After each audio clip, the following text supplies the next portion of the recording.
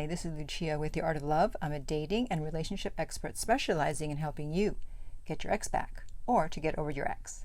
And today I want to talk about why no contact is so hard.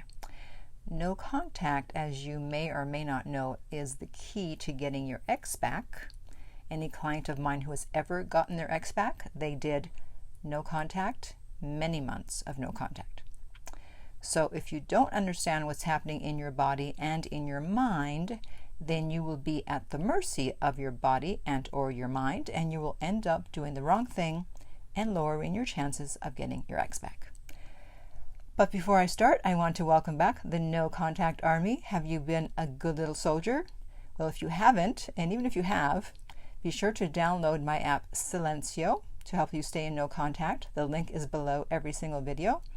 And if you too would like to join the No Contact Army, all you have to do is hit the subscribe button and the bell notification and you're in. And to read our manual, go to nocontactsecrets.com, where you can read 2 free chapters before purchasing the book. And of course, that link is below also. Okay, so to understand why no contact is so difficult, let's first talk about romantic rejection and what happens when you are romantically rejected.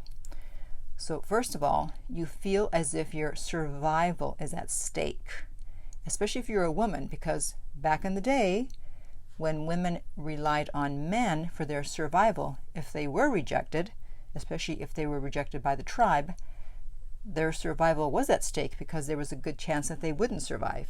And so what happens is that your reptilian brain, the most primitive part of the brain, the one that doesn't think, just acts, it hijacks the logical part of the brain, and the logical part becomes short-circuited and flooded with fear and emotion.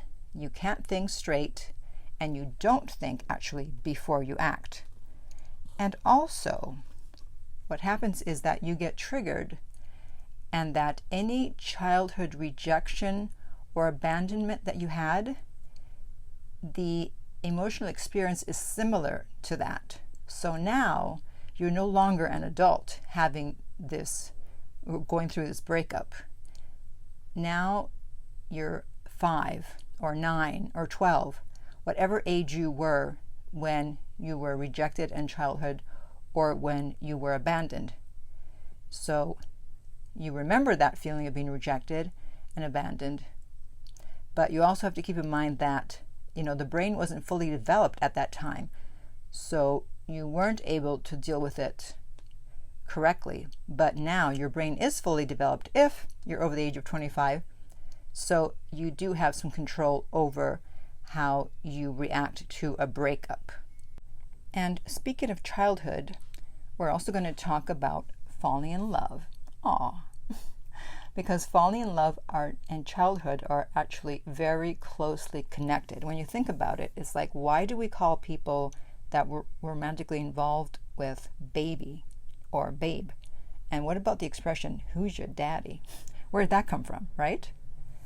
So what happens when you fall in love is that it triggers intense emotions, and we become more vulnerable and childlike, and sometimes even childish. And children aren't exactly known for their self-control. So whatever emotion they have, you're going to hear about it, whether you want to hear about it or not. And we're usually naturally under control, but when we fall in love, the mask also falls and we become irrational. And that's why some people become controlling, because it feels so good that they'll do anything to make sure that it can continue to feel that way. So after a breakup, those good feelings go away because the chemicals that were flowing through your body as a result of being in that relationship or in that dating situation have now been cut off cold turkey. So you're just trying to get a hit. You're like a drug addict, and so you want to break no contact. Also, fear of future pain and fear of the unknown is creating the compulsive, obsessive thinking that people experience after a breakup that makes them want to break no contact. So the key is to learn to control the reactions to your emotions. You often hear people say, oh, you have to learn to control your emotions. No, you don't. You need to learn not to react. Acting impulsively rarely produces a good outcome. In fact, many of the people who are in jail or prison for crimes that are not white collar are there because they were triggered and they did not control themselves. So let's take anger. Let's say you feel angry at your ex and you feel the need to express your anger in order to get rid of it so that you don't feel that way anymore, because it feels good to express your anger, at least in the short term. However, the victory is short-lived, because more often than not, that's going to push your ex away even more. So if you can't control your reactions, you can't control your actions. And if you can't control your actions, you can't control your destiny, which means you probably won't get back with your ex. As humans, we're attracted to people that we respect and lose attraction to people that we don't respect. You can't have love without respect. And we don't respect people who are reactive and out of control. It doesn't feel safe, especially if you're a woman. And that's what happens when you break no contact. And then finally, we of course have to talk about attachment styles, because people with an anxious attachment style are more likely to have a problem staying in no contact than people with a secure attachment style, are fearful avoidant, and definitely a dismissive avoidant. Dismissive avoidants have no problem staying in no contact. They would rather die than break no contact. So if you find that you have an anxious attachment style, if you're not sure, there is a book I recommend called Attached, and I will put the link to that book below, where you can read about attachment styles and find out more about what style you have. And this attachment style is, of course, accompanied by anxiety. It's in the name, anxious. So there's many ways to learn to deal with your anxiety. I've talked about it here and there in some videos. That's not my field of expertise. That's not my thing. So I would suggest you check out some videos on YouTube. I'm sure there's plenty of great videos on how to deal with your anxiety so that you don't break no contact. And speaking of breaking no contact, I have a mini success story,